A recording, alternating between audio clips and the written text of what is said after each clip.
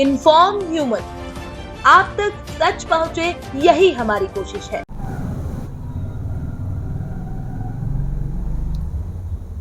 करें योग, रहें निरोग। इन्फॉर्म ह्यूमन के स्पेशल एपिसोड में आज फिर हमारे साथ योग गुरु योगाचार्य मोनू तिवारी जी हैं। आपका बहुत स्वागत है। योग की लगातार हम एपिसोड में हमने शुभारंभ किया, योग के महत्व पे बातचीत हो गई जी।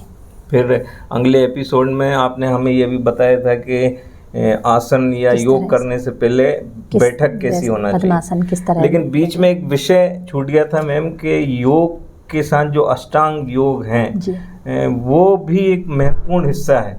इसके विषय में हमें बताइए आप। अष्टांग योग के बारे में चर्चा चल रही है, तो मैं सबसे पहले तो हम यही जानेंगे कि अष्टांग योग आखिर आया कहाँ से है। ये अष्टांग योग जो शब्द है वह आया कहाँ से है। तो योग दर्शन एक नामक ग्रंथ है जिसे के रचयिता हैं महर्षि पतंजलि। अच्छा।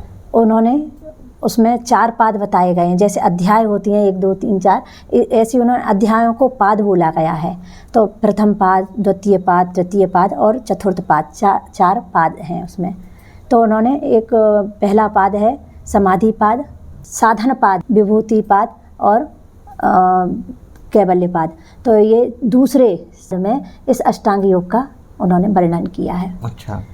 तो अष्टांग योग में अष्टांग 8 अंग बताए गए हैं। ऐसे हम करते हैं, आसन करते हैं, ध्यान करते हैं। तो अष्टांग योग यानी 8 अंग। उसमें से पहला अंग है यम, नियम, आसन, प्राणायाम, प्रत्याहार, धारणा, ध्यान और समाधि। आसन करते हैं हम तो वह हो गया तीसरा अंग हो गया।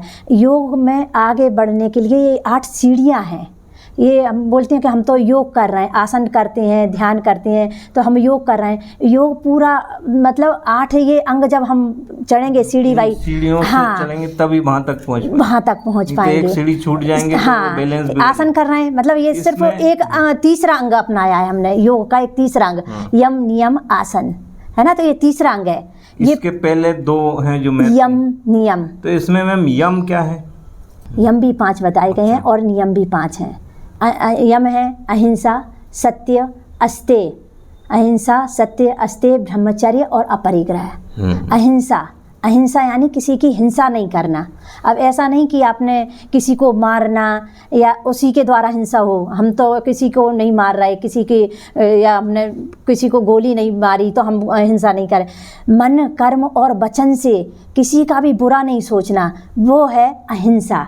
किसी की हिंसा नहीं करना यानी मन, कर्म, वचन से किसी को मारा नहीं है लेकिन सोच लिया कि इसका बुरा हो तो वो भी हिंसा में, उसमें हिंसा में ही आएगा। और इससे मन विचलित रहेगा। मन विचलित रहेगा तो योग ध्यान में मन नहीं लगेगा, आगे नहीं बढ़ पाएंगे। इसलिए मन में तो ये शांति रहे, इसके लिए अहिंसा का भाव। ये हो गया हमारा यम का एक पहला अंग अहिंसा। दूसरा अंग है हमारा अहिंसा सत्य, है ना। इसी तरह सत्य बोलना हमेशा, मन कर्म जो देखा है सुना है वही बोलना। मन कर्म वचन से ही सत्य बोलना, है ना, वह सत्य हो गया। इनके भी फल बताए गए हैं, है ना। अगर हम सत्य बोलेंगे तो उसका फल है हमारी वाणी में सत्यता आती है, जो सिद्धि आती है। जो हम बोलेंगे, पहले के ऋषि मुनि श्राप दे देते थे, कुछ भी अच्छा बोलते थे वो हो जाता था, है ना। अगर उन्होंने बोल दिया पुत्रो भाव, जो भी अच्छा बोलते थे, दूधो नाव पूतो फलो, वही होता था, है ना। तो मतलब वो सत्य का पालन करते थे।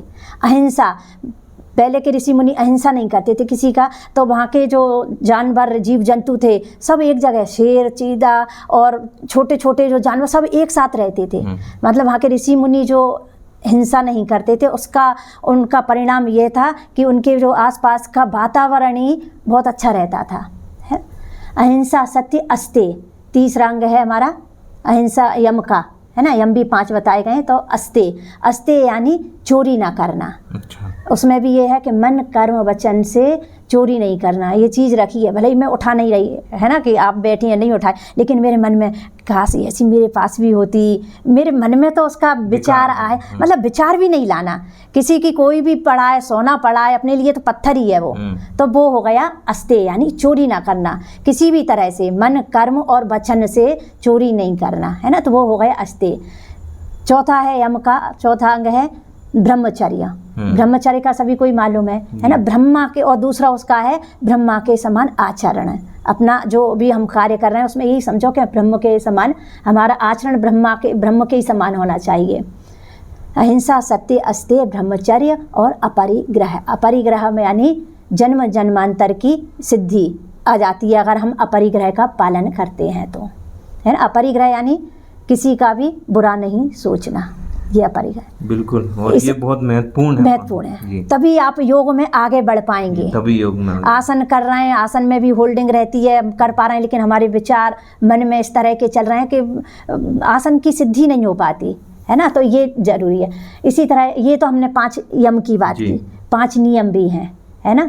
उसमें आते हैं शौच, संतोष, तप, स्वाध्याय और ईश्वर प्रणिधानानि, 5 नियम हैं ये, है ना। शौच यानी एक शौच तो होता है शरीर की शुद्धि, और एक शौच होता है आंतरिक शुद्धि, वही शारीरिक, मानसिक और आध्यात्मिक भावनात्मक रूप से अपनी अंदर की शुद्धि करना, बुरे विचार नहीं लाना, वह हो गया शौच।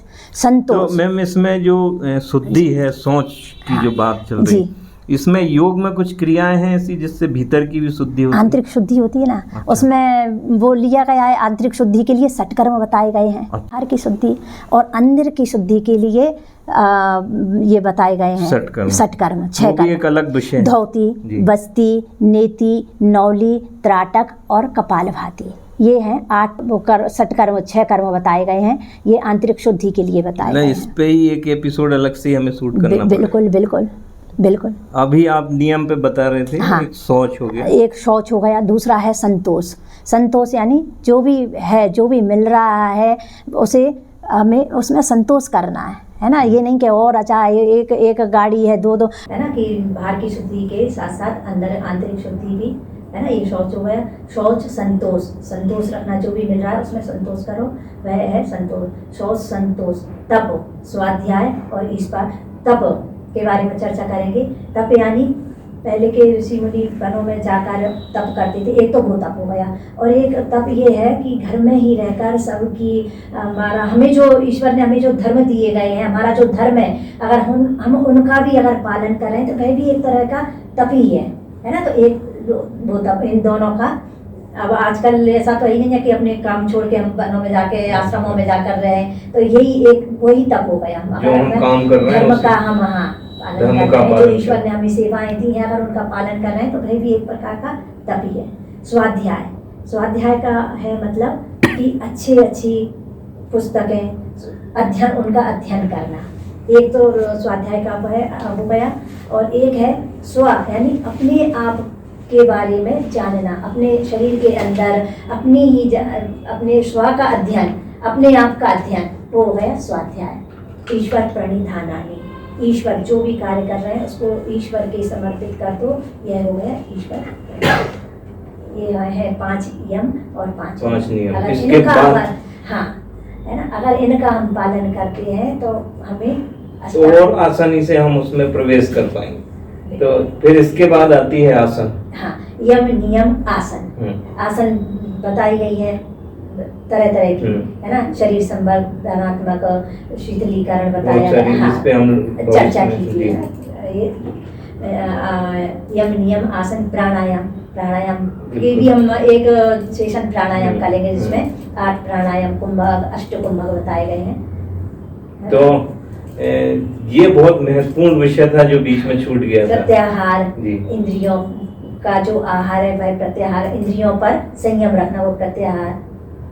धारणा, है ना, किसी भी धारणा वह है जिससे हम ध्यान तक पहुंच पाते हैं, है ना। किसी भी बिंदु पर, किसी भी ईश्वर की प्रतिमा है, कोई किसी पर भी हम धारणा को लोग करते हैं, धारण करते हैं तो ध्यान तक पहुंच पाते हैं। ध्यान और समाधि। बहुत धन्यवाद मैम, क्योंकि ये विषय बीच में छूट रहा था जिसमें यम और नियम, इसके भी आपने 5 प्रकार बताए जो दर्शकों के लिए बहुत महत्वपूर्ण है। सीढ़ियां हैं, योग की सीढ़ियां, इनको छोड़ने के छोड़ दें तो शायद वहाँ तक पहुँच पाए। बिल्कुल, ये बहुत महत्वपूर्ण विषय आज हमने यहाँ आपसे सुना है, इसके बारे में विस्तार से जाना है। अगली एपिसोड में हम सटकर्म पे भी बात कर लेंगे। फिर इसके बाद हम आपसे और चीजें यहाँ पर सीखेंगे। हम ऐसा करेंगे, नीति, सूत्र नीति, जल जी। नीति, है ना, ये सब करेंगे, बिल्कुल। प्रैक्टिकली भी करेंगे, बिल्कुल। है ना, उसके बारे में बताएंगे, तो उनके लाभ आप बताएंगे। सब हमसे जुड़े रहिए। योग गुरु योगाचार्य मोनू तिवारी जी हमें बहुत विस्तार से और बहुत सटीक जानकारी दे रहे हैं। अगले सप्ताह हम सट कर्म पे बात करेंगे। आपका बहुत धन्यवाद। Thank you.